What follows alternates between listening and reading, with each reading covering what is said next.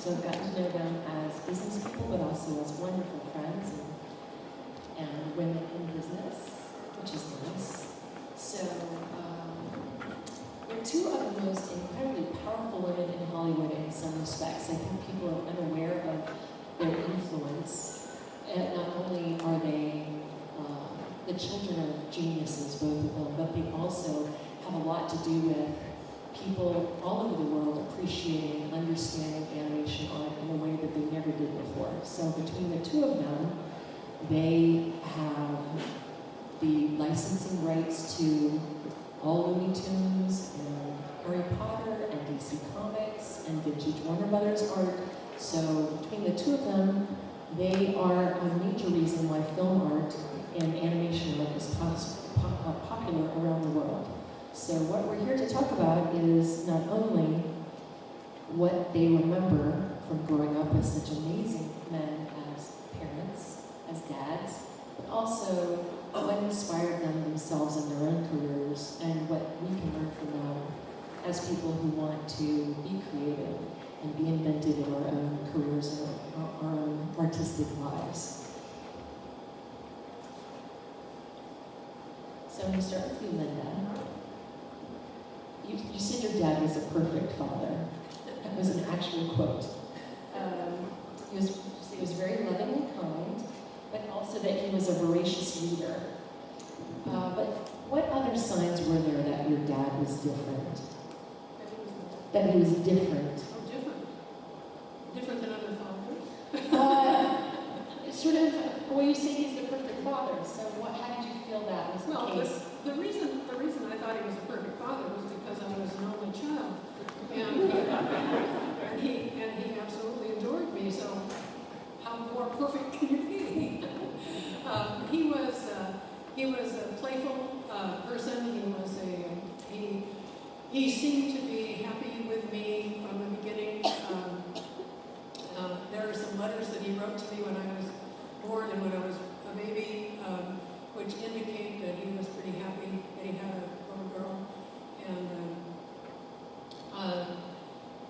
And he was, one of his traits that some of you who met him and talked with him will, I'm sure, agree that whenever one was with him or talking to him, that you felt that you were the only person who really mattered to him right then. And that was the way he was with me. Fortunately for me, I had a lot of time with him, and so it was a very special relationship. I grew up with him, and then had the opportunity to work with him for many years before he died in 2002, and I never had a single time when I was regretful of that. It was a wonderful, wonderful experience to be able to be in his life. Can you talk a little bit about the library and that game he used to play with you? My father started reading when he was about 3 years old, and his father said that nothing of any import was ever said at the breakfast table, and so he didn't allow talking at the breakfast table. And you had to bring a book. If you didn't bring a book, you had to bring a cereal box or something else. And so he started reading very, very early out of self-defense, I think, and became a voracious reader. All his life he was a voracious reader. He also had what we used to call a photographic memory. I'm not sure what it's called anymore, but we always had 3,000 to 5,000 books in the house, all of which he had read. And one of my games with him when I was a little girl was that I would go to the library, get to the bookshelves and get one of the books, bring it to him, and tell him the title of the book, and he would tell me the first line of the book. That wasn't just a parlor trick. He actually internalized every book that he read. And when he was growing up, he and his brothers and sisters, his father wasn't very successful at business, and so they were renting houses all the time. And they would rent a house based on two things. One was whether the furniture was comfortable, and the number one thing was whether it had a library with books that they hadn't read yet. And they would read all of them, all 6 of them would read all the books. The 4 children and the 2 adults, they would read all the books and then move. Probably without paying rent, I don't know. What memories do you have directly related to cartoons from growing up with your dad? Well, one of the kind of aggravating memories that I have was that I prided myself on being an excellent speller. I loved spelling bees, and I loved spelling, and among other things. But I was in a spelling bee when I was probably about 11, and the word was sentimental. And I spelled it S-C-E-N-T-I-M-E-N-T-A-L. And of course I missed it, because sentimental isn't spelled that way. And I was just furious with my father, because he had just made a cartoon called For Sentimental Reasons with Pepe Le Pew, with S-C-E-N-T.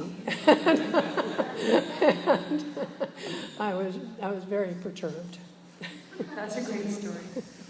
Do you remember ever Chuck coming home and having to problem solve a particular aspect of something he was working on in terms of the cartoon? No. My father went to work in the morning and came home at night. It was pretty much a 9-to-5 job. And the only time that he brought his work home was about every 5 weeks. He would come home and act out the new cartoon for me. And he would do all of the voices and get on the dresser and fall off onto the bed and do all the characters for me. And instead of reading to me from Mark Twain or Rudyard Kipling or something, he would tell me that new cartoon story. And of course, I didn't see most of the cartoons in the theaters during those years, because I was born in 1937. His first cartoon came out in 1938, and children didn't go to movies in those days very much. And so I didn't see most of his cartoons until I was probably about 6 or 7, 8 years old. And did he ever try to teach you how to draw? He didn't teach me how to draw unless I asked him, but he did encourage me to draw. He always said that all children will explore communication in all different forms, with talking and drawing and music, and trying to communicate with their parents in many different forms. The difficulty with drawing is that most parents seem to think that they are qualified art critics, which they are not, most of them. And so they start telling children in the beginning what's good and what isn't, and they start putting everything on the refrigerator and oohing and awing over everything. And children soon learn that that's not a good way to communicate, because obviously their parents aren't getting the message.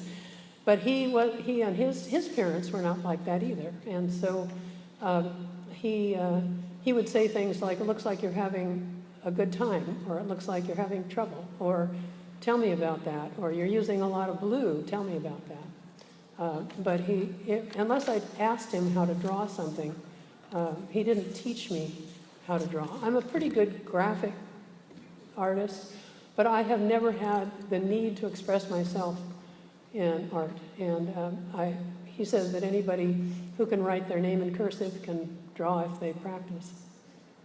What do you think is it about your dad that made him such a great animator, such a great creator of these characters? Well, people like Jerry Beck and others who know better than I do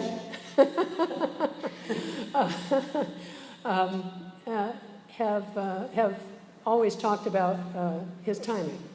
And I'm not an expert filmmaker, although I had the opportunity to make some films during the 90s, which I'm very grateful for. But I think what he and And the other directors that Warner Brothers had was a sense of timing that was exquisite. And you said he was a musician, so that maybe had a lot of... Chuck was an appreciator of music. Friz Freleng was the musician. He was a composer, and he always timed all his films on bar sheets instead of exposure sheets. But Chuck was an opera lover and a classical music lover as well. Which explains why he did some of the cartoons he did, doesn't it?